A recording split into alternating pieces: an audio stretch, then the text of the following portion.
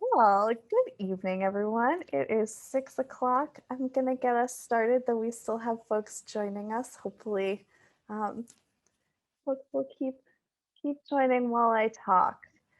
Here is my little intro. All right. Well, good evening, everyone. I am Ariel Cates. I'm the Director of Programming at Village Preservation. So glad that you all are here with us this evening. A quick bit about village preservation. We have been documenting, celebrating, and fighting for the preservation of Greenwich Village, the East Village, and NoHo since 1980.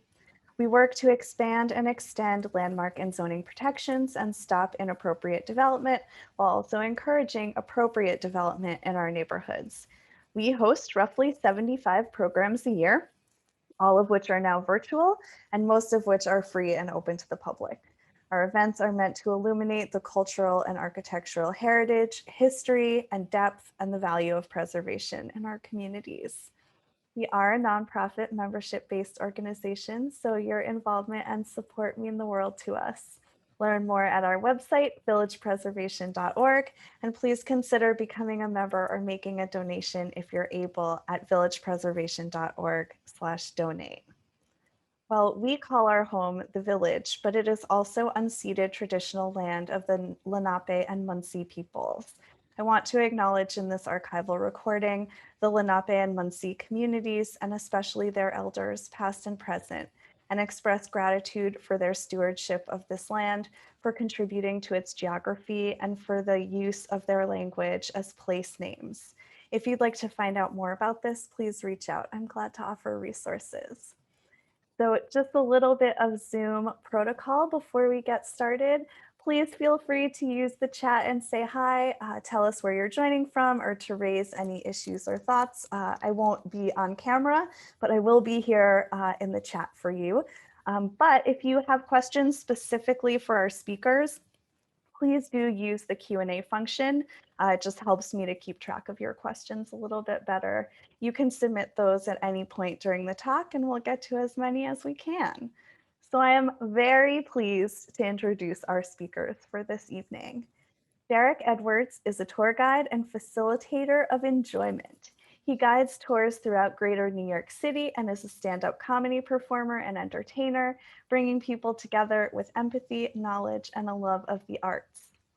Eric Chase is a tour guide, reading and research enthusiast, and founder of New York's literary pub crawl, touring Greenwich Village and beyond since 1998.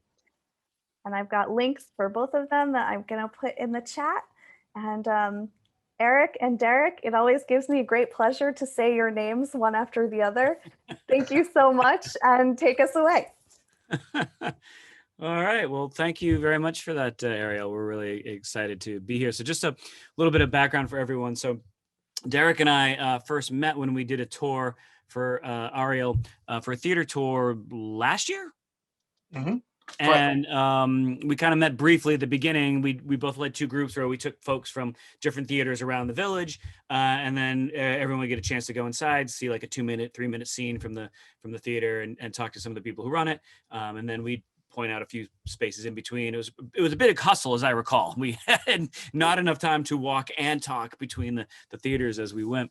And when Ariel, I do other tours through with Ariel, and we were looking at doing something in February, and she was looking for some thoughts, and she suggested that maybe Derrick and I do another partnership, which I was obviously jumped all over. I was excited to do it based on our conversation we'd had at the end of that previous tour.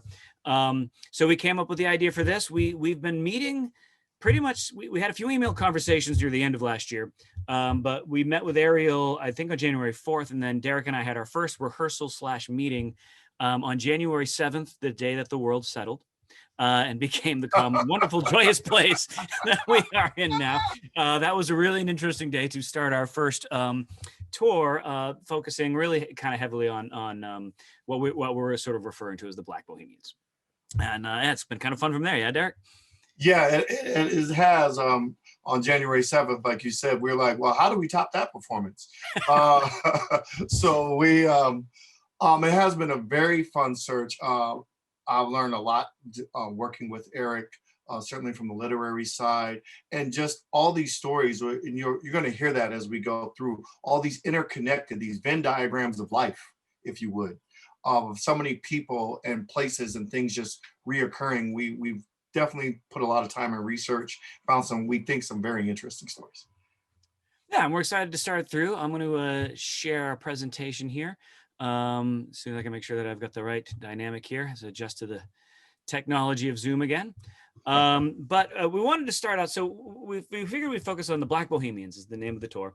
And Derrick hasn't seen this lovely font title, nor has he seen these two pictures that I just pulled off the website. This was from the tour where he and I met, guiding through. This is actually pulled from the video that we could find online. And as you can see, Oh no! Ariel, yes. You made it in there, but we're going to start our tour sort of as a sort of a pub crawl of sort of central locations that were really preeminent for the Black artists, writers, thinkers, poets, singers, and really who shaped so much of the culture. But I thought that it would be very fitting to begin at No Pub, because when we talk about the Village, certainly as it became settled from the West, and people talk about the exciting things that happened in the Village, and there's so much that happened. They talk about Edgar Allan Poe and those early years with himself and Hemingway, not Hemingway, Herman Melville, and their friendship with Everett Augustus Dykink, which is an 1800s name if you ever heard one.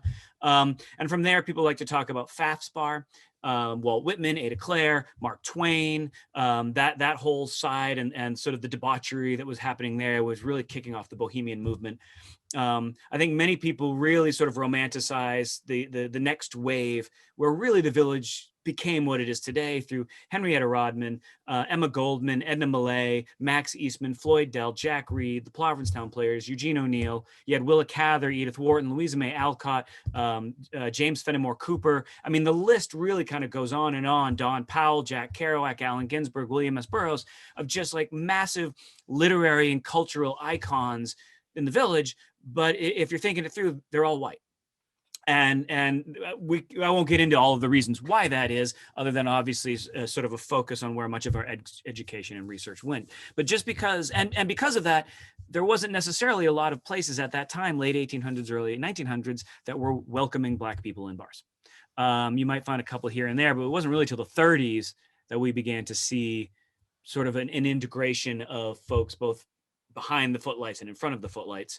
But there was a lot going on, and it's stuff that I didn't know about in my early years as a tour guide. This tour has really helped me research some more and find some new icons there. But we did want to talk about much that was happening, because despite the plethora of literary, artistic clubs, back alley dives, underground gay bars, there weren't a lot of bars for African Americans until the 1930s. But there was a lot of culture, there was a lot of rebellion, a lot of passion, and a lot of history. And I'll let Derrick kick us off with that. And so where we really first start, what a lot of the events and the passion and the culture, when you're talking Greenwich Village, if we're starting in the late 1850s and 1860s, one of the places will come up more than one time is the Cooper Union, the very famed school. And we actually talk about this man right here. You got the young Frederick Douglass there on your left, and you got extra salt. I don't even know if there's pepper in there. That's just extra salt. Frederick Douglass there on the right. But Frederick Douglass comes as a self-taught man who escaped slavery and taught himself how to read, which still is fascinating and beyond description to me. But he comes to the Cooper Union. Now, the Cooper Union in a lot of ways is the embodiment of great ideals. For 150 years, it has been a free school. That's been a very hard transition when it switched in the 2010s, just recently. But what ends up happening is they have lots of people go there as great speakers. If you're good enough to get accepted, it's free. So it's really the highest ideas of our society. Hey, if you really are good enough to be here, we're going to make it our best to get here. Well, Frederick Douglass comes, and when he comes, it is actually during the Civil War. But before we even get there, there's another man that comes in 1860, in February, actually this month of 1860, and he's a lanky gentleman from Springfield, Illinois, by the name of Abraham Lincoln. And Abraham Lincoln gives his very famous Cooper Union speech. Some people call it the Might is Right speech. And to summarize it very quickly, he basically said, not allowing slavery to expand to the westward, now the new territories in our West, a majority of our founding fathers actually did believe in that. And he went through different documents and things where they talked where they weren't believing that. So he was taking his anti-slavery stances and saying, this isn't some new thing. This is actually what the Republic, they thought even going forward it would be about. And he spoke so eloquently and so well that that is how he got the Republican nomination for president. He didn't win that day, but a lot of people said, this is the guy we can get behind. Fast forward 3 years later, we are now in the Civil War, and the great orator Douglass comes to speak, but he isn't doing a victory lap because of the Emancipation Proclamation. He's actually pretty doggone annoyed that it's taken this much. And this is his direct quote. Much as I value the present apparent hostility to slavery at the North, I plainly see that it is less the outgrowth of high and intelligent moral conviction against slavery as such than because of the trouble its friends have brought upon the country. I would have slavery hated for that and more. And as you see there with the speech in Rochester, New York, the 4th of July is yours, not mine. You may rejoice, but I must mourn, saying we haven't quite lived up to that thing. Now he speaks another 4 times here, and the Cooper Union, even there, again, has propelled Lincoln to being a president. So its precedence has always been set. He speaks at his eulogy at the Cooper Union, and he says, Lincoln was snatched away from his work without warning, killed, murdered, assassinated, not because of personal hate, for no man who knew Abraham Lincoln could hate him, but solely because he was the president, the faithful, loyal president of the United States, true to his country and true to the cause of human freedom, taking care that the Constitution and laws were obeyed. For this reason, he was slain. And what this does is set up a background. We could see where Douglass wants to get everybody to just, okay, that's great. Slavery's causing a problem, but can we get to truly living out the ideas that's written in our Declaration of Independence? And so what comes another 40 years later, right after Lincoln's birthday in 1909, after a major race riot, really a suppression in which a young Black man that was kind of an illiterate farmhand is accused of rape of a white woman and lynched in Springfield, Illinois, that the NAACP, as you kind of see, there is formed. And the National Association for the Advancement of Colored People, woo, that's always a lot to say. Mr. W.E.B. Du Bois, who we see right there in front of us, will be the only Black man on the executive council. But interesting enough, a lot of people later on would be grandchildren of abolitionists. One was the Garrison Villiard, who was William Lloyd Garrison's grandson. And he also ran the New York Evening Post as a press. And so the Crisis magazine, and there's Du Bois again, the Crisis magazine will be published there in Lower Manhattan at 20 Vesey Street. That building is still actually in existence if you go there to this day. And so the Crisis comes about, and the Nation is also published there. Even though it originally starts, the NAACP, at the Cooper Union, it moves over to 75th Avenue, and that will become their headquarters. And while it's there, Du Bois will still be the editor, but another person, Jesse Roman Fawcett, was the literary editor, and now you're going to start getting a great amount of thought coming there. You're going to see the published works of Arnett Bontemps, Langston Hughes, County Cullen, and Jean Toomer. So we're now starting to see this whole thing of Black thought in the Village there, because now we have the NAACP. They have the flag raised. Somebody was lynched today. And matter of fact, they had to stop raising it after so many years, because when they want to renew their lease, it was basically insinuated, you keep raising that flag and you're gonna have to raise yourself on out of here. So they had to rethink about possibly doing the flag, but there it is. A man was lynched yesterday, right off the Fifth Avenue offices. So they would put that flag up. So we do see that this was thought What else happens in Greenwich Village with this great thought? Another 30, 40 years later, W.E.B. Du Bois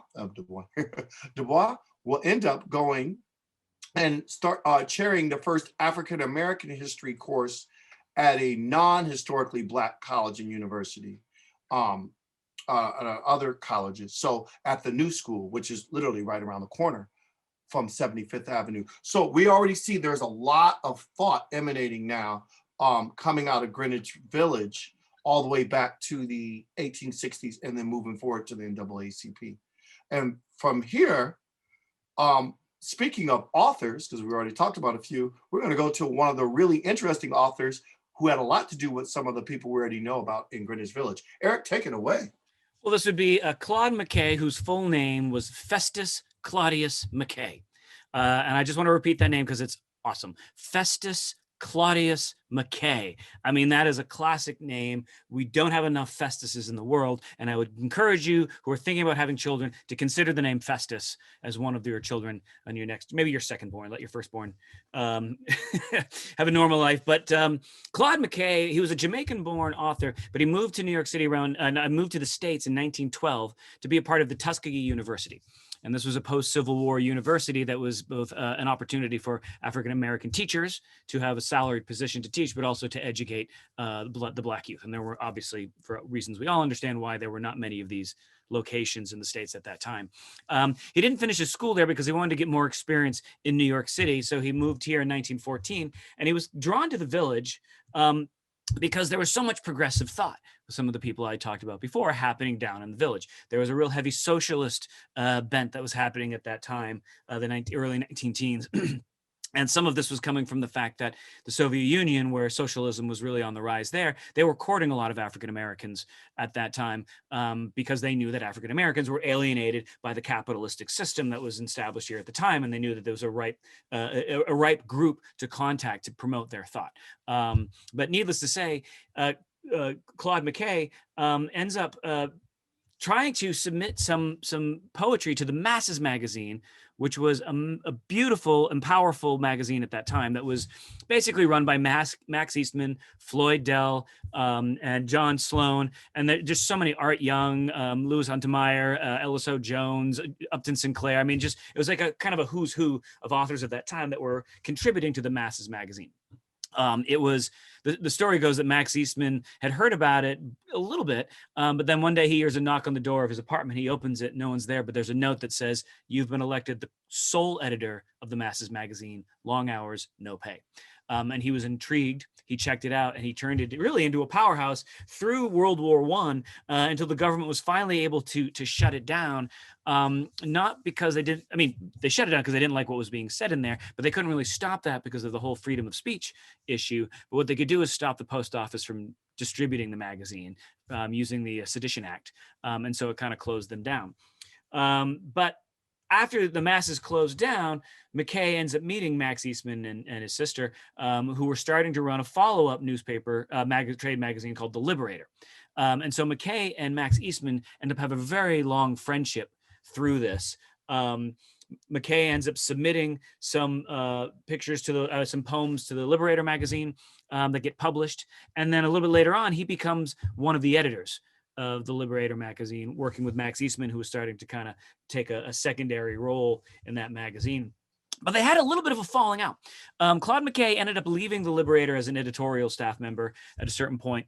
And then a year or so later, he was writing a memoir about a lot of his time living in Harlem, living in the Village, living in New York, and his time with the Liberator. And he'd written a chapter all about his time with the Liberator that was kind of a scathing review of a lot of what was going on. And Max Eastman was kind of blindsided by this.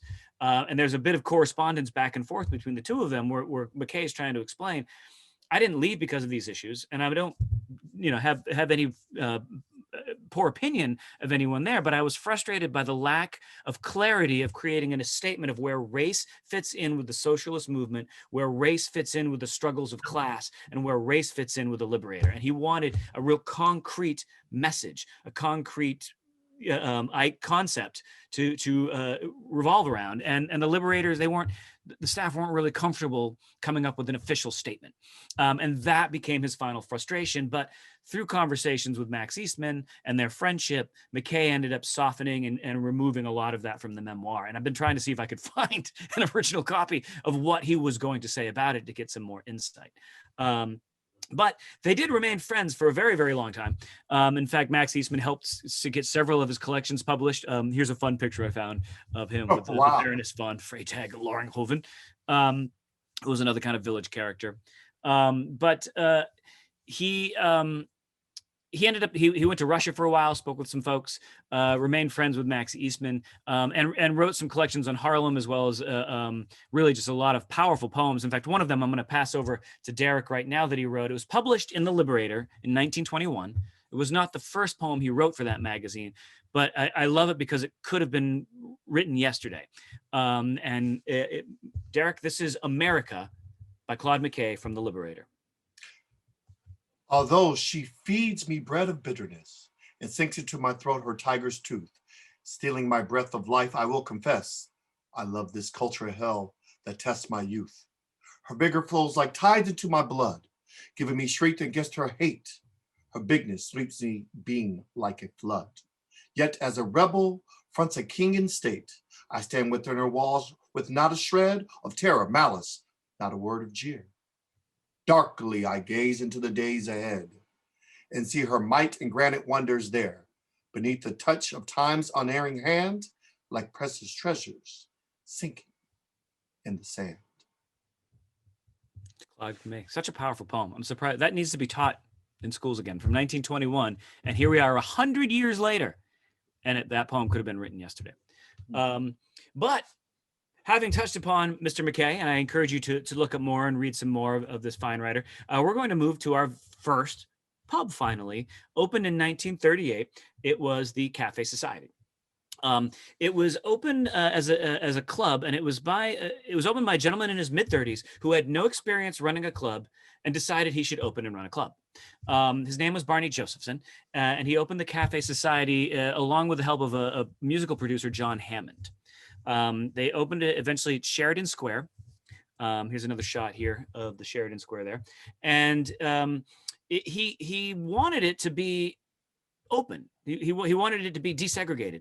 He claimed that he wanted the club to steer away from what was typical at the time, which was clubs tended to be mob run, they tended to be stuffy, and they tended to be segregated. And he wanted a club that didn't have any of those three. So he had no mob connections to support him at the time. He tried to make it much more loose and relaxed. And he thought that he had come up with the very first club that allowed blacks and whites together, both on the stage and in the audience. There were many clubs, especially up in Harlem, like the Cotton Club and others, where black performers, white only audience. But this was certainly the first in the Village to have that, and certainly south of Harlem, although I believe Small's Paradise in Harlem was the very first club to have an integrated audience base. But it became one of the most iconic jazz clubs at the time. And for about 9 months, the first 9 months, John Hammond had found a young singer, and he wanted her to be a featured act there early in the club. She was a teenager. She'd been singing up in Harlem for a while, had been working with Count Basie for a little bit, had a small role in a Duke Ellington film, and then eventually comes down to the Cafe Society.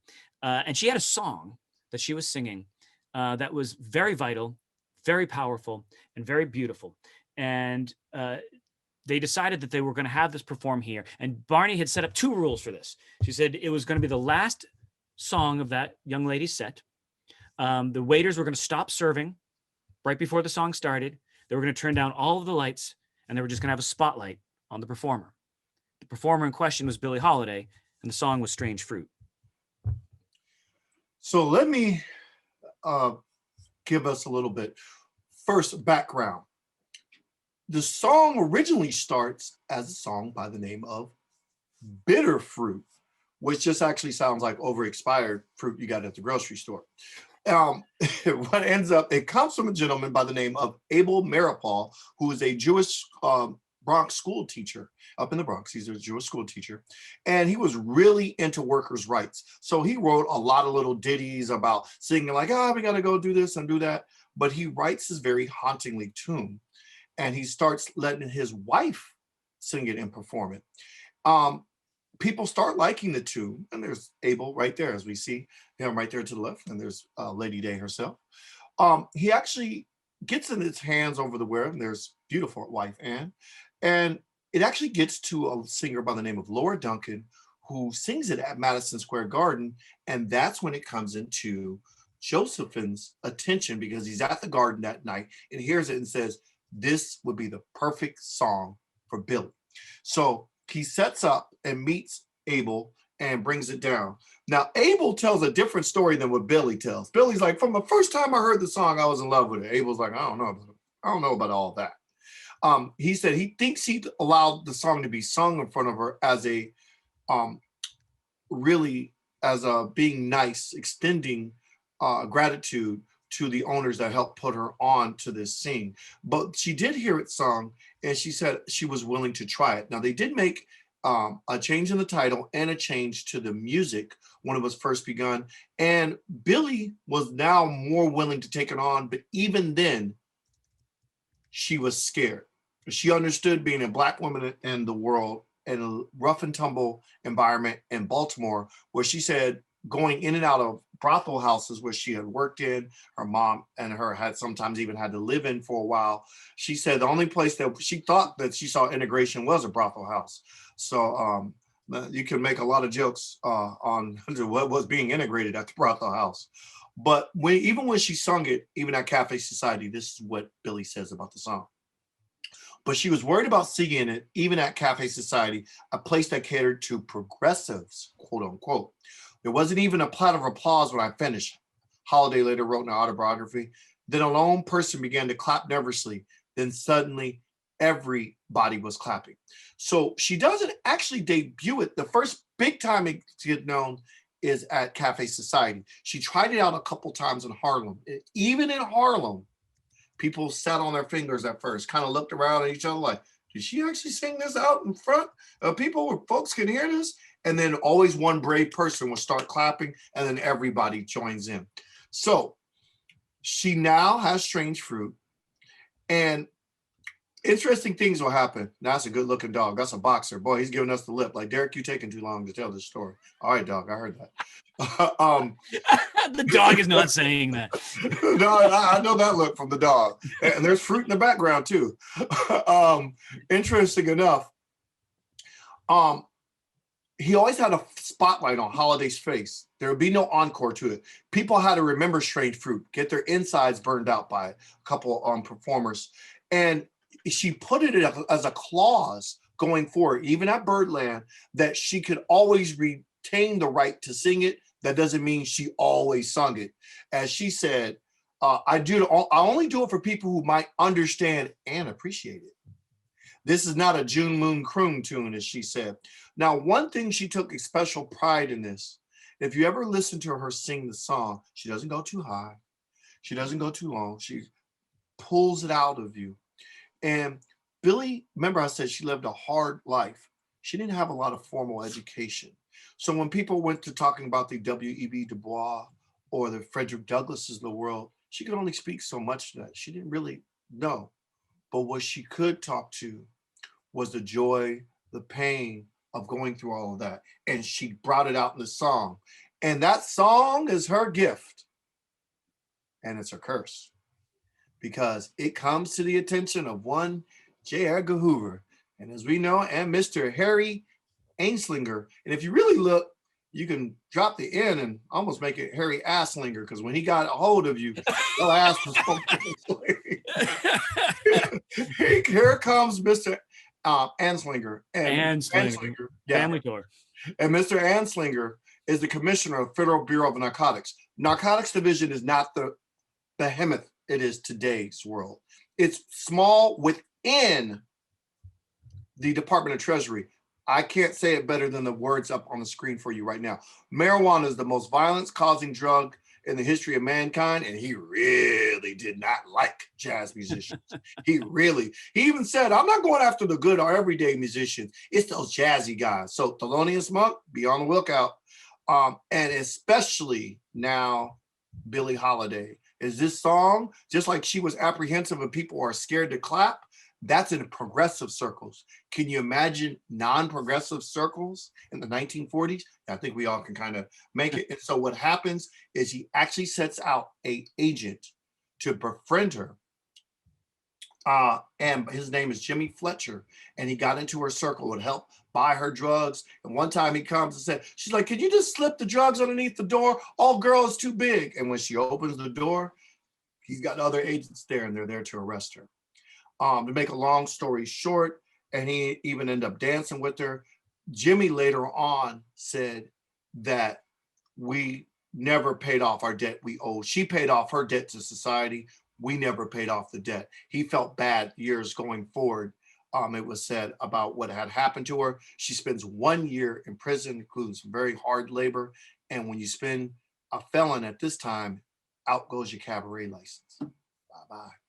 And so, but we're going to move to another regular at Cafe Society. So that's one of the great uplifting songs and one of the great protest songs of all time and enlightenment songs. But we're going to go to another person who would definitely carry the enlightenment to our age. And this guy goes by the name of Bayard Rustin. And he's one of the more overlooked figures in the civil rights leadership in the 20th century, but that doesn't mean he wasn't one of the most influential. An openly gay man that was raised on Quaker ideals, and he helped form the Congress of Racial Equality, CORE as it's known. But before all that, just like he's with the kids, Bayard liked to sing. And there you see him strumming it up. He was a great singer. He even works and starts a group with folk singer Josh White and the great Paul Robeson, speaking of a great baritone. So there is Mr. Robeson himself. Mr. Robeson, by the way, has ties to Greenwich Village. How Provincetown Players, boy, that's legendary name to this day in the Village. And Eugene O'Neill actually saw him at the Harlem YMCA, same one that Claude Mckay would live for a while. And they offered him the role for what will become the Emperor Jones later on. That will become a movie also, not just a play. But moving back to Bayard, they are together in a short-lived Broadway play called John Henry, who famously beat a machine in building railroad tracks. And Bayard would look back at his time in Greenwich Village. Here's blacks. He says this about it. It was blacks, whites, gay, straight, eclectic musicians, people who were into political aspirations. And it made me believe that I could be all or any of these things at a given time, to quote unquote paraphrase him. Why is he important? This man will be one of the key advisors to Dr. Martin Luther King, as you see right there to the right. Some people will say he will be his greatest advisor. Dr. King believed in nonviolence as far as protesting, not necessarily at home. Dr. King at that time had guns at his house. It is Rustin who got him to the Gandhi level of pacifism, and he would be his biggest organizer, as you see on the left, for the March on Washington. This is the key man that brings all of these groups together for the March on Washington. But he was a regular and a singing performer at Cafe Society. So there you go. And the last thing I would like to say about Rustin, Eric earlier gave you a prescient thought that this is a good one. In a 1987 interview with the Village Voice, he said, "I think the gay community has a moral obligation to do what is possible to encourage more and more gays to come out of the closet." There he is with good friend, very good friend, James Baldwin.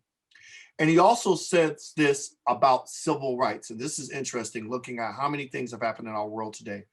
25, 30 years ago, the barometer of human rights in the United States were Black people. That is no longer true. The barometer for judging the character of people in regard to human rights is now those who consider themselves gay, homosexual, and lesbian. And he's basically saying it's okay at that time to beat up on them. So it's very interesting, this man that had this lifelong journey and working with others went down. Cafe Society, though, will crumble. Why? Paul Robeson, who we talked about earlier, was big into communism. Matter of fact, him and Bayard had a little bit of a separation. They're like, man, you a little too pro-Russian. Or you might even put Putin in before Putin was Putin. So what ends up happening, Putin was always Putin. Putin is always Putin. Putin. Rudy to Putin. He is just rotten Putin. But in 1941, Hoover, this time it's not Anslinger, it's J. Edgar. Oh boy. And we know when J. Edgar has it in for you, he is going to see it through. He opens a file on John Hammond, who is basically the musical director for Cafe Society. So this is where it's going to get really interesting. And within 2 years, he's got 2,100 pages on him. I do not believe J. Edgar Hoover is going to get 2,100 pages and not going to act. So we move forward, and what ends up happening, Josephine's brother, the club owner's brother, is one of the most outspoken members of the Communist Party. Oh boy. With the House Un-American Activities Community, and you are actually pronounced communist, yeah, you can see where this is going to go. They call him in, he refuses to testify, contempt of court. And then he, with that and all the bad press, both the Cafe Society in Greenwich Village and the one uptown, they lose $90,000 in 1 year. And that's around 1949. That's a lot of money in 2020, 2021. That's an unbelievable amount of money back then. Bye-bye Cafe Society. So there were a handful of other people who performed there. I mean, we could, go on a really long list. Obviously, some key ones we wanted to call out was Lena Horne, Teddy Wilson here, Langston Hughes. You're going to hear that name a lot. It's pretty amazing. Langston Hughes had more influence, I think, on the Black artistic community than so many other people that, at least that we're going to be talking about today. Pretty impressive man. But one of the other regulars there and a Village resident briefly was Richard Wright. Now, Richard Wright was really the first mainstream Black author to have a full novel published and later a memoir that got national attention and became nationally recognized. He really kind of opened the door of that glass ceiling initially, and Native Son being the fiction in question, and then Black Boy being the memoir about himself growing up as a Black man in the South. He also had the notoriety of joining the ranks of some other writers like Ralph Ellison, Langston Hughes, Theodore Dreiser, Maxwell Bodenheim, Meridor LeSueur, Eugene O'Neill, Upton Sinclair, and many, many more, because they were part of a magazine called The New Masses. Now, The New Masses was a magazine that was started by Floyd Dell, Max Eastman, John Sloan, all of them who had been part of the Masses magazine, later the Liberator magazine. And now they were trying to capitalize as the Liberator kind of went its own way and partially crumbled. They created the New Masses to kind of call attention to their original magazine and to continue that forward of progressive liberal thought and a real artistic community, and becoming much more socially conscious as far as the rights of Blacks and others in this. And so you had Richard Wright, Ralph Ellison, and others who were all contributing in there before eventually kind of the New Masses went the way of many of these magazines. But there's one quote that I really love by Richard Wright. And again, if you didn't know that this came from his book, Black Boy, you might wonder if he had written this on January 8th, because he wrote, "Our too young and too new America, lusty because it is lonely, aggressive because it is afraid, insists upon seeing the world in the terms of the good and bad, the holy and the evil, the high and the low, the white and the black. Our America is frightened of fact, of history, of processes, of necessity. It hugs the easy way of damning those whom it cannot understand, of excluding those who look different, and it salves its conscience with a self-draped cloak of righteousness." I get chills reading that and seeing what we've seen in the last month, in the last 4 years, and really longer. I mean, it just came to a head these last 4 years. But he also, Wright, had became a mentor and a friend for a while of James Baldwin, who is probably one of the best known Black writers even today. His autobiographical novel, Go Tell It on the Mountain, of course, was his first novel. It became a massive breakthrough. And he believed he met Richard Wright in person in the Village. I think they had corresponded beforehand, but they actually finally met face to face here in the Village. And Richard Wright, again, tried to open the door, help him a little bit with the perils of fame, help him kind of get established as a writer. But they had a bit of a falling out, because in around 1955, Baldwin wrote an essay called Everybody's Protest Novel. That later got bundled with a collection of essays that were put together in Notes of a Native Son.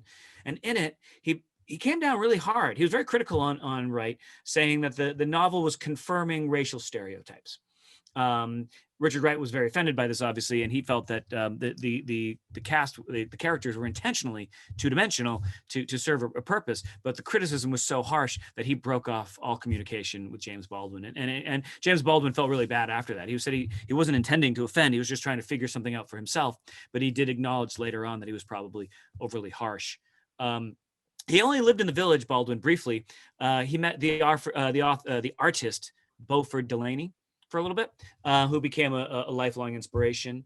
He bussed tables at a bar on McDougal Street called the Calypso Restaurant, which was known for people like Eartha Kitt to hobnob at.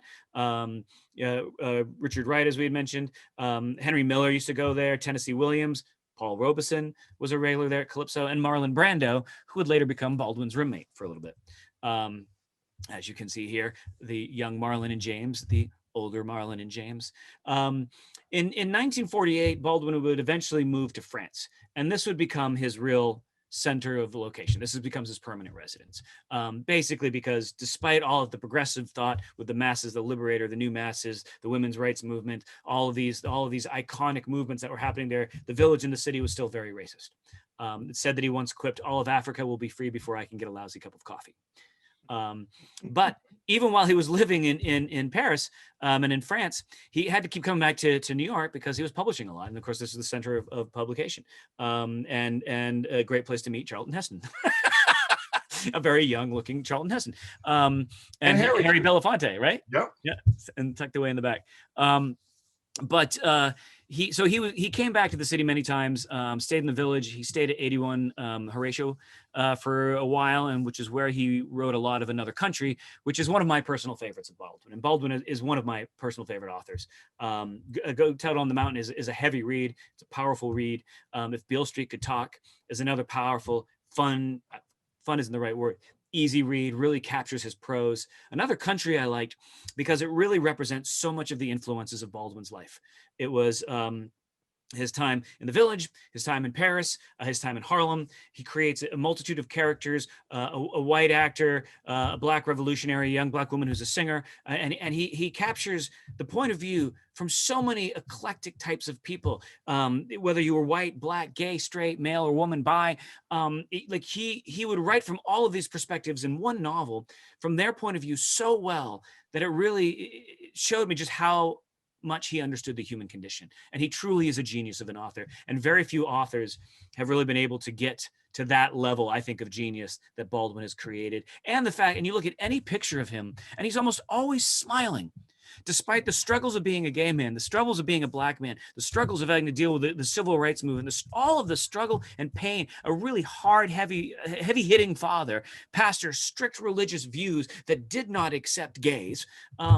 He's always happy. His eyes are shining. He always looks like he's a 10-year-old boy. And it just adds to my admiration of him that he must have been one of the nicest people around. And in fact, so much so that he became a good friend and helped Lorraine Hansberry when she got into her career. Now, she first got published in some of her early works when she first moved to New York City. She'd gone to school for a while outside of the city and then decided she wanted to further her education here. So she moved to New York. And very quickly, she had a couple of poems that got published in a magazine that was called The Masses and Mainstream. And there's that name, The Masses, again. So The Masses is in reference to the New Masses, which decided when its attendance was dropping off, it was going to merge with another socialist paper called Mainstream. So they combined their magazines and their staff together to create The Masses and Mainstream. And it was run by Floyd Dell, Max Eastman, and several others for at least a brief period of time in its early starts. So here you have that connection again. She had written a poem called Flag from a Kitchenette Window, which was her first poem that was published, at least in this magazine. And then later on, she wrote Lynch Song, which was a poem about the execution of Willie McGee. Now, her claim to fame is really, and before that, I should mention, she started writing for another trade publication based in Harlem that was called Freedom magazine. And this was a magazine that was started by Paul Robeson. So again, we see so many of these connections and crossovers here. She wrote A Raisin in the Sun here in the Bleecker Street in the late 1950s while she was living there with her husband. And that really is kind of her claim to fame.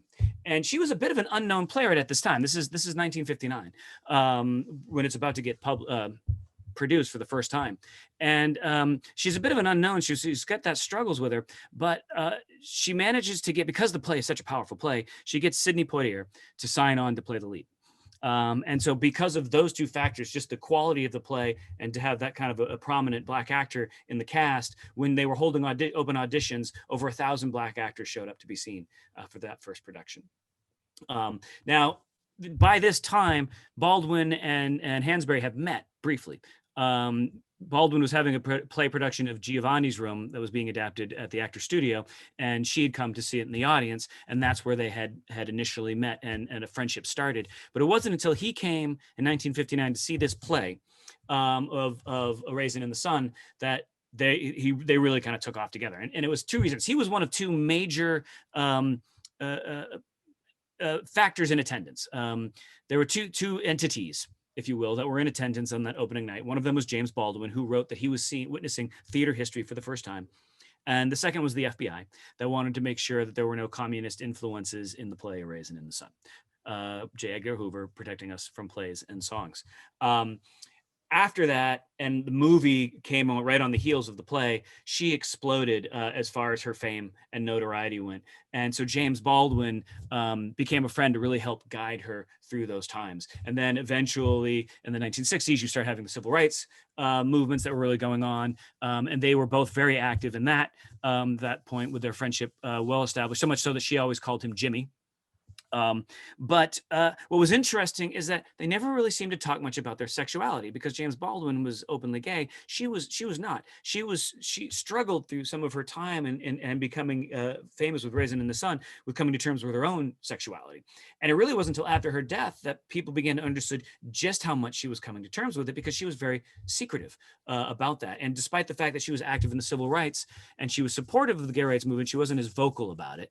And part of it is she was very private about her love life, which is by all means her right. And I certainly applaud her for that. But there was some definitely enlightened entries in some of her diaries, and more was coming to light with just where she was in her sexuality. That being said, I want to quickly move back over to Derrick and give him the limelight, but I wanted to set us up in our next bar, which is the Village Vanguard, which is our second sort of central Black Bohemian bar, if you will. It was opened in 1935 or 1934, excuse me, by Max Gordon. He tried to open it on Charles Street, and he wanted it to be a forum for poets and artists and writers, but he was shut down, or he wasn't allowed to get a cabaret license because there were insufficient facilities, not enough places to go to the bathroom, which is not a great thing in a bar. So he wrote in his autobiography, he realized that, I knew if I ever was to get anywhere in the nightclub business, I'd have to find another place with 2 Johns, 2 exits, 200 feet away from a church or synagogue or school, and with the rent under $100 a month. I just want to sit on that for a second. $100 a month for a business rental in Greenwich Village. It was 1934, but still. He opens the Village Vanguard at its current location right now, a picture here in 1950. And for a while, it was a little bit of a literary haven. You had, again, Maxwell Bodenheim, Harry Kemp, excuse me, the folk music of Lead Belly. It was really kind of a lot of different acts that were going on there for a while. Eventually, he decided that he wanted it to become a jazz club and really just predominantly be a jazz club. In fact, Sonny Rollins did the first recording of live jazz there with his A Night at the Village Vanguard, which is still to this day considered to be one of the greatest live jazz albums of all time. And it's still considered to be an extremely influential jazz album. But there was one little bit, here's Maxwell Bodenheim from the 30s, who was a regular there, but Jack Kerouac was one of the last writers to actually do any of the poetry before it became entirely jazz. And we have this shot here of 1957 doing his readings. But beyond all of the jazz, there wasn't one more literary connection, which is this gentleman here. Langston. Oh, look at Langston. Styling and wild profiling. I got to give it to Mr. Langston Hughes. So in 1958, Langston Hughes does a poetry reading accompanied by the great Charles Mingus and Phineas Newborn, and it would lead to the Weary Blues album. And in this, he says, with these ebony hands on each ivory key, he made that poor piano moan with melody. Oh, blues. Swaying to and fro on the rickety stool, he played that sad, ragged tune like a musical fool. Sweet blues, coming from a black man's soul. Oh, blues. I don't know if we still have that, possibly a video or audio clip. There's Charles. There's Mr. Mingus, looking cool. And Charles was really interesting too, a very outspoken fellow. Sometimes he'd be playing the bass and just stop and go into a whole diatribe about politics. They'd be like, Charles, that's nice. Could you go back to the music? He'd be like, I'll go back to the music when I feel like it there, fella. And Charles was actually known for doing that quite a bit. But one thing that's really, really interesting about Langston Hughes, he wasn't the only one putting jazz into words. He credits songwriter and bandleader Benton Overstreet, pianist Emil Burford, and a big name, lyricist Ira Gershwin, for their lyrical contributions. And what he said is once at the Newport Jazz Festival, jazz is a heartbeat. Its heartbeat is yours. You would tell me about its perspectives when you get ready. So he always felt that everywhere he went, like it's a heartbeat, the jazz is always around you, and he tried to play into music. Do we have that video? We do. We have a clip. If you give me 1 second, I can change screen shares. We have a clip of Langston Hughes performing Weary Blues. This is not the original, the Vanguard. I believe it's actually Canadian. Ariel recognized the little icon right away. But it gives you a taste of what this was like. Let's see if I do this right. You should be seeing a still shot here. And then if I press play.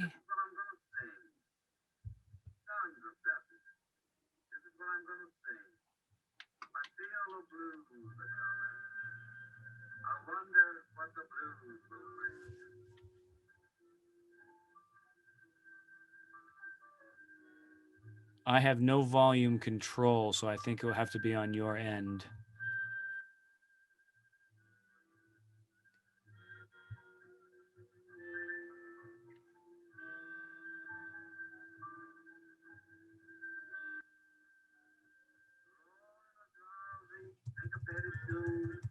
Rocking back and forth to a mellow groove. I heard a Negro play.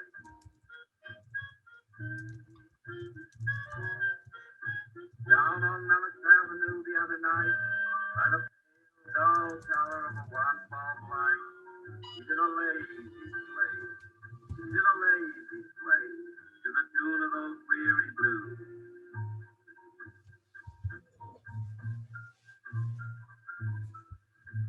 With his ebony hands on each ivory key, he made that poor piano moan with melody. Old blues. Swaying to and fro on his rickety stool, he played that sad, ragged tune like a sweet blues, coming from a black man's soul. Old blues.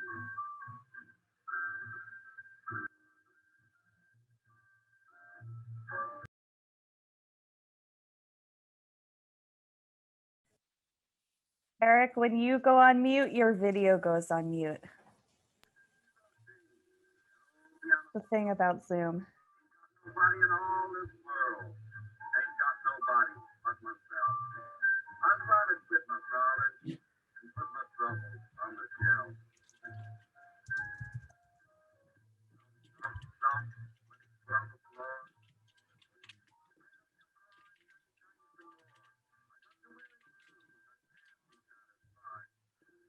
Weary blues, I can't be satisfied. I ain't happy no more, and I wish that I had died. Far into the night, through that tune, the stars went out, so did the moon. The singer stopped playing and went to bed, while the weary blues echoed through his head. He slept like a rock, or a man that's dead.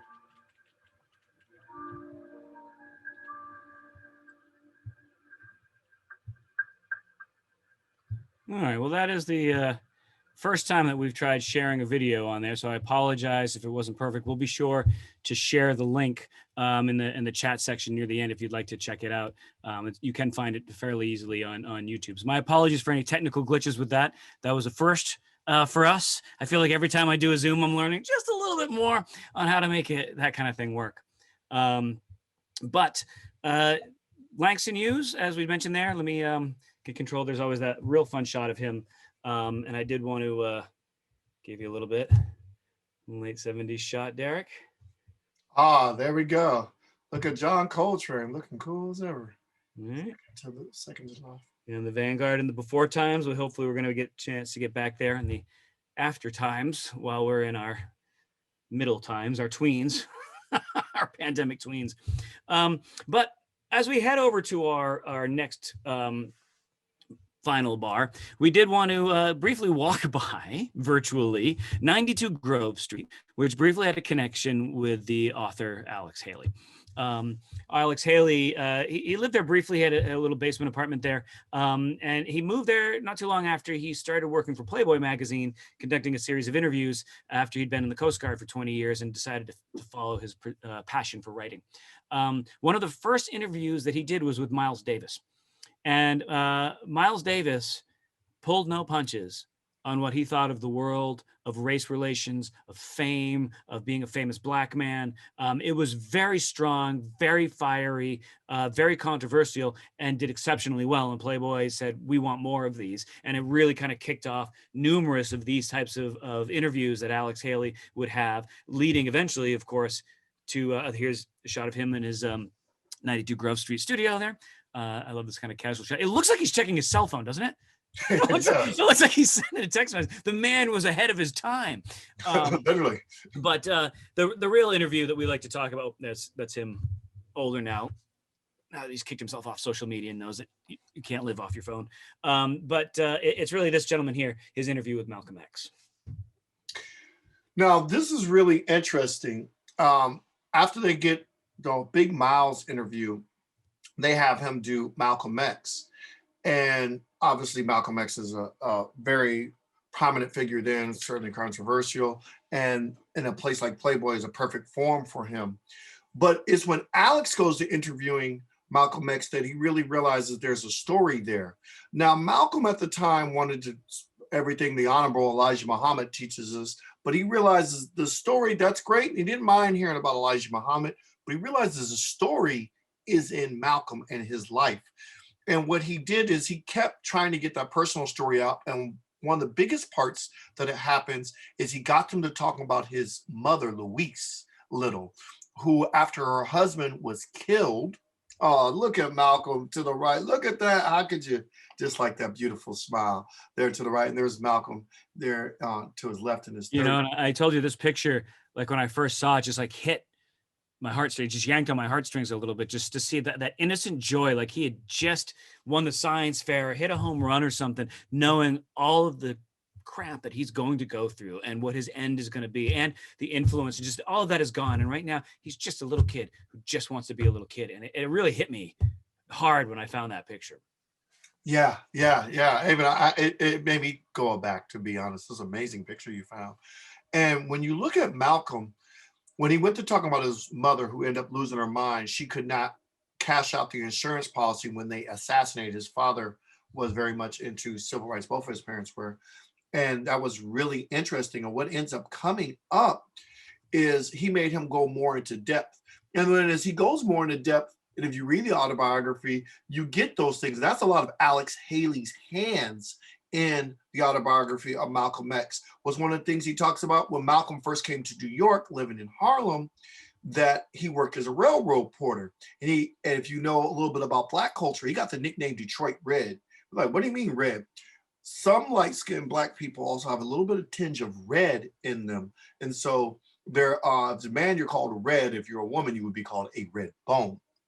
And so he got the nickname when he grew up in Michigan for a while. So he's like, hey, you're Detroit Red. Why can't he just be red?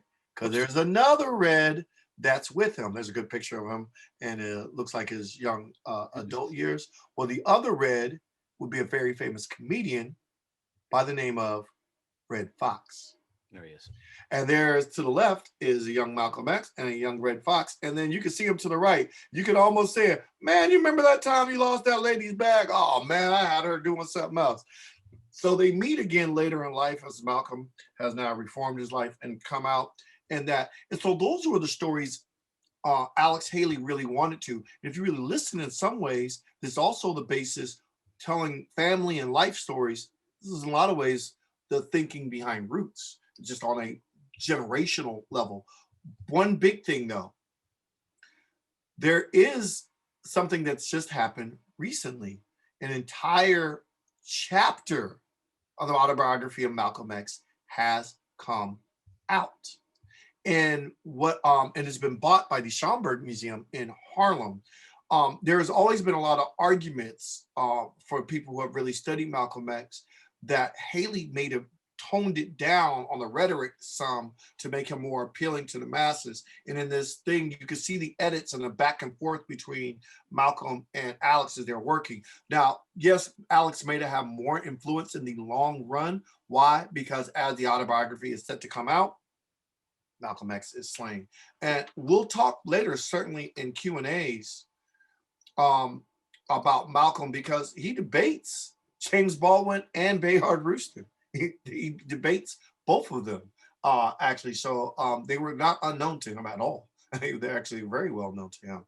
You know, and it's interesting. I used to tell a story. Sorry to jump in, but while he was writing that, Roots was being written in there, not Roots. When the interview was being in there with Alex Haley, he one of my jokes was always that if Alex Haley lost any of his notes, he could always talk to the police department, because Grove Street apartment, and had all of the transcripts in there. And I'm curious if maybe that's where they could find that last chapter. I know I cut into, but did that last chapter ever make it into the book, or what's the final status with that? Never made it into the book, and it just recently got purchased by the Schomburg. I got to go back and do some research. I don't know if it'll even be inserted now in present times, but the Schomburg keeps it, has millions of items to do it, just to talk a little bit about it, but they never inserted. And for the longest time, it had been rumored that it was out there, and then somebody in their private collection or something, it came out that boom, here they actually were able to come across it and said, oh, here it is. You have a good story though about that interview and how something came out of it. I'm sorry. I was listening to a podcast a couple of years ago about that interview, and Alex Haley was talking about the experience a little bit. It was like past recordings of Alex Haley, but they talked about how there was the police department who had wiretapped the apartment, and they were illegally listening in, and there was mostly one white police officer who was doing the majority of the eavesdropping, and he became a supporter of Malcolm X. He was listening and saying, this guy is not revolutionary. He's not radical. He's right. He's fighting for people who have been oppressed. It is clear. And he really became a big backer of Malcolm X. And so I love the fact that there was a white officer illegally listening in who became a supporter for Malcolm X. But my other real fun connection that I have is that Alex Haley, of course, wrote Roots, which became a movie, which was really the starting point for LeVar Burton. Now, LeVar Burton, I am a bit of a fan of, because, of course, he eventually became on Star Trek. But even more so for me is I remember how heartbroken I was, because there's a moment when we're all somewhere witnessing history change. We can remember where we are, and we remember the moment, and we can remember how profound it was. And I remember the moment that LeVar Burton first announced that he was going to be doing, at least that I first heard, that he was going to be playing this role, because he was going to be leaving his position at a favorite show that was heavily influential for me as a child, The Reading Rainbow. And I know some of you already know, butterfly in the sky, I can fly twice as high. I know it's in your head. This was a super influential show for me. And I remember when he announced he was going to become none other than, the Star Trek character that really, really skyrocketed him to fame. And I think he brought the show back for a little bit. I don't know if it's still on, but he has a podcast where he reads stories, and they're amazing. I recommend. One of the nicest men possibly on the planet. But now we're going to go to our last bar. And I know we've got about 10 more minutes here, but this is the infamous 5 spot. It is sort of the last stop. It was at 5 Cooper Square. It was originally opened in 1956. But before we go into it, I did want to call out across the street while the 5 spot was there. A building is gone now. 35 Cooper Square, a Federalist building, was where Diane DePrima was running the Floating Bear alongside of Amiri Baraka. The two of them worked together in this building and produced many mimeographed copies of The Floating Bear. Amiri Baraka, really, he became like the two of them were massive fringe beat poets. She because she was a woman, he because he was black. And the story goes that he got introduced into the beat movement because he had read Howl by Allen Ginsberg, and he wrote a letter to Ginsberg on a roll of toilet paper, basically saying, "Are you for real?" And Ginsberg read this roll of toilet paper and ended up responding back with a yes, possibly some more words, and a friendship ensued. And eventually that was one of the ways that opened the door for Mary Baraka to really kind of get pulled into the beat movement. He and Diane DePrima ended up having an affair together and a daughter together out of wedlock while they were sort of married simultaneously. And eventually he was Leroy Jones at the time, later became Mary Baraka after the assassination of Malcolm X. And The Floating Bear was shut down by our friends at the FBI again, where they couldn't really, again, freedom of speech, they couldn't really stop it. What they could do is just keep taking them to court and put them out of business with legal fees, with all the costs that they had to spend to run up. But Amiri Baraka, he one of his ways that he also became a literary giant is he got connected with somebody else over at the Five Spot when he met Langston Hughes, who was a regular Five Spot. And Langston Hughes, of course, helped forward his career even more. But, you know, apart from some of the literary connections, and again, you had a lot of Elvin Jones, Blossom Derry, Jack Kerouac, Allen Ginsberg, William S. Burroughs, Gregory Corso. There's just so many of those names. It was also became very heavily a really sort of low-key, down-to-earth jazz club. Yeah, so this place was less jazz aware and need for a cultural center. And the Termini brothers started realizing that people just wanted a place to gather, and they got really a little bit lucky. Thelonious Monk is now trying to reinstate that cabaret card on what a drug bust. At this time, Coltrane is coming back and is having the struggles with things. So a lot of people are on the rebound or trying to rehab their life, and now they have a place that offers no cover charge. Oh, always my favorite words when we're going in to hear live music, no cover charge. And it's very cheap. So now you can come in here, and they would have some really interesting persons. I was reading a story by noted jazz historian, and he was saying it, who had lived, and he was like, we love this guy on the piano, but they didn't think much of him, but they wanted to kick him off. But then they realized all the people who were loving him were the only people paying a lot for their drinks at the bar. They're like, well, we can't get rid of the paying customers for these jokers that don't. So they just let them continue to play. And out of that, out of just allowing these people a little bit offbeat, Thelonious kind of reasserting himself back onto the scene, they had a legendary place move out of this. Charles Mingus, going back to him, he led the final performance at the bar. Now, a lot of painters were there too, from what I understand. A lot of painters hung out at that bar. Moving back, though, we're going to move back to Eric as he gets to talk about our last person or two here. Wow, and I'm actually answering a question here in the chat about how Hetty Jones, who was married to Leroy Jones while she was having that affair with Diane DePrima. I'm sorry, typing and PowerPoint and talking all at the same time. But yeah, you know, each week as Derrick and I would meet and socialize and just kind of come back with some new research, we would find another tie back to something we'd found last time. Or we get excited, like, hey, you were talking about that magazine. Well, I just found out so-and-so also wrote for that magazine. And we just kept finding that this like sphere of influence was getting tighter and tighter, and that all these people who were intertwined together.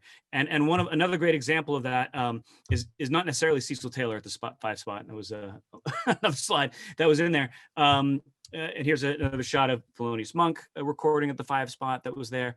A couple of albums there, but it's Audre Lorde. Audre Lorde was also within the sphere of influence, mingling with all of these people. She was born in the city, but she solidified who she was while she was in college, where she really came to terms with her sexuality, with her race and her need to be a poet. And this was right around sort of 1954. Pretty soon, you're going to have the Civil Rights Act, which was, and the Civil Rights Movement, which she was going to become a very powerful player for, both in the Village and beyond. But some of her earliest opportunities as a poet were thanks to none other, of course, than Langston Hughes, because Langston Hughes was running another trade magazine called Negro Poets USA. And she would publish regularly there. He became a supporter, helped open some of those doors.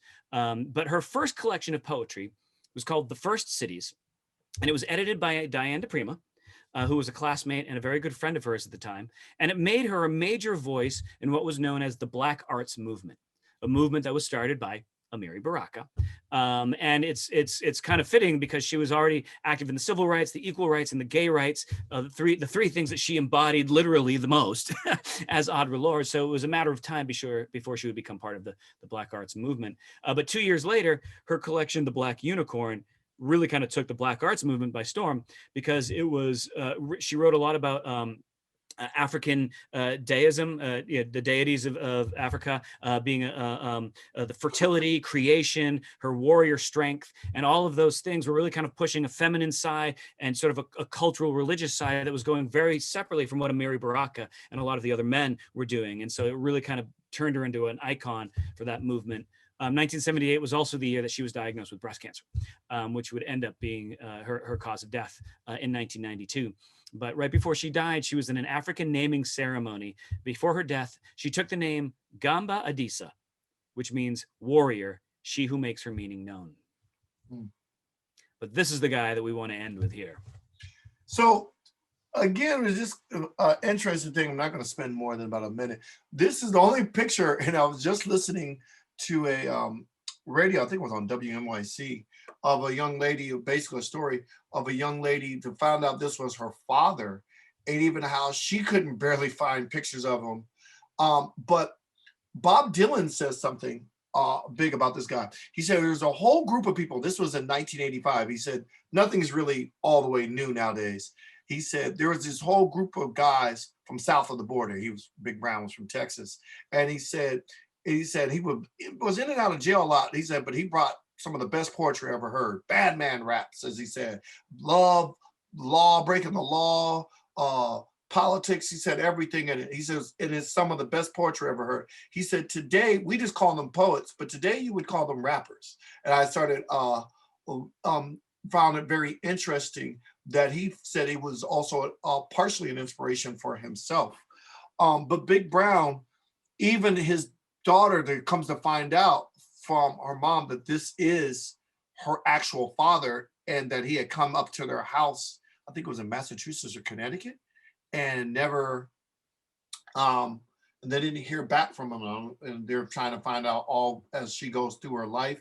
That as much as we know some of the history, there's figures like this in the park, or playing in different streets or just outside of clubs that also propelled that culture, as we know about the whole generation of writers, whether it's the Beatniks to the Dylans to the Big Browns, that make up the Village to be what the Village is. On to Eric.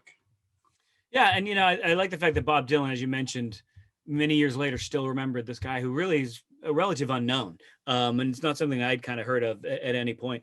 And I kind of wanted to show the young Bob Dylan because I really feel like those are the only years where he had any merit before he became a little bit of a persnickety older fellow. But I remember hearing Allen Ginsberg talking in an interview one time about how if you look at any kind of craft, arts or blacksmithy or knitting or any kind of craft like that, that generally you have one person or a group of people who create something, a skill, bring it to a level, and then it's the next generation that can take that, transform it, and bring it to something new. And that is the progress of everything, what any kind of craft or skill or technique or art form. And he said he never really felt like that had happened until Bob Dylan for the Beats. He said Bob Dylan was the first person from the Beats to really kind of take what they were trying to do and move it forward. And I'm always amazed that even for Bob Dylan, he was taking what was going on by some unknown poet, Big Brown, and was such a major influence for him and his writing at that time. And it kind of begs the question, who are the people that we've missed? who are the other influences in the writers that we'll never know their names, who influenced the people who said a comment that inspired someone to write a poem, or sang a song in the park and inspired someone's play or someone's performance. Who knows who you've influenced or we've influenced. And so on that note, thank you very much for spending this hour and 14 minutes with us today. It's been certainly for me a joy, and I will say my knowledge as a guide, my experience as a guide and a virtual presenter is so heavily because of Derrick and the friendship that we've been able to really kind of expand on over the last 7 or 8 weeks. Every Thursday night, meeting up here, talking a little bit more, trying to figure out how are we going to get this down to even an hour and 15 minutes. So I thank you and cheers to you, Derrick. This has been an absolute pleasure. I've learned an awful lot. And I've grown a lot, I think, as a person, hopefully as a guide. And I hope that the people who are part of this enjoyed that as well. I've grown a lot. There's story about the masses, so many the different literary things, your help with the presentation. It's just been good. I think sometimes you can give orders to my dog. I think he knows your voice well enough now for the last 8 weeks. He's like, hey, what Eric tell me to do this time? Well, and I will say, I think Ariel's going to post some links for tips. I know we're in a pandemic, and I think probably like me, many of you know what that feels like, and probably like you, I'm not working as much. Derrick's not working as much. So if you have the ability, it's certainly appreciated. And if you don't, because like us, you're not a means to do so, we understand, and there's no pressure. We are all in this together. Hopefully this tour is helping to bring us even more so to be all in it together, because we really are, and we need to be. And I hope that we can get to that point. So thank you so much. Did you want me to answer any of I saw a couple of these questions. I told people I will get back. I saw it all the way up to Deb. I've been looking at them. I think Deb is off, but I will answer a couple of her questions and things that she had. So I'm certainly here to answer any. Yeah, I think I only want to keep us on for a few minutes just because we're already pretty late. But yay, thanks everybody. Thanks for the feedback. Yeah, I think there were some questions about James Baldwin.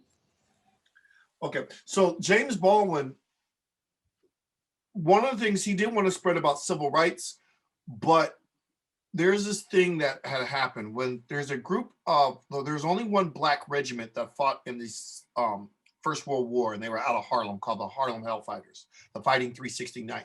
When they went to France, they brought jazz with them, and they formally introduced jazz to France, and they were given the top military honor in France. And from that point, Black people have heard that they're always going to get a lot of recognition in France, because it won't just be Baldwin that goes there. It'll be Dubois, Josephine Baker, who will become a big star over there. It's a lot of different people will make their way to France, and it's all because of the recognition the Harlem Hellfighters got. So yes, he did want to spread civil rights when he was over there, as others did, but a lot of them were just like, hey, they actually like me over here, I'm out. So it's not all one, but it's not other. James did also, both him and Bayard were told not to play vocal frontsmen for the civil rights movement. And they were worried about the gay message. So yes, that did happen for those. And about the FBI setting him up to be murdered. Well, what do you want me to tell you? If you watch the show on Netflix, so they had a 5-part series. I actually met that tour guide before when I'm roving and I'm in DC.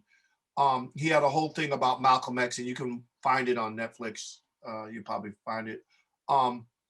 When they asked, including Cory Booker, at that time, senator out of New Jersey, the guy that did the final shot, the shotgun shot to Malcolm X, if the most interesting thing I will say about that is the mayor of the city all but had heard the rumor, knew it, and was like, oh, yeah, I've heard it. Booker basically said he heard it. He's like, oh, allegedly, but it was an open secret. Like, all these people know. And the thing I would ask you is, if you think all of them know, you think the FBI knows less? Especially when you see how much Hoover had reams of information on people. So I won't exactly answer that, but I'll leave it open for you to probably figure out what they did or did not know at some level. So yes. Thanks for all of that. And Thank you to you both. That was so delightful and yeah, wild and wonderful. I'm really, really grateful. And I'm grateful to all of you who are here with us. Thank you for joining us. I am going to send you all an email with many links, including a link to our survey. If you have a few minutes to do that, we would greatly appreciate it. And I think I'm going to call it. So have a good night, everyone. Take good care.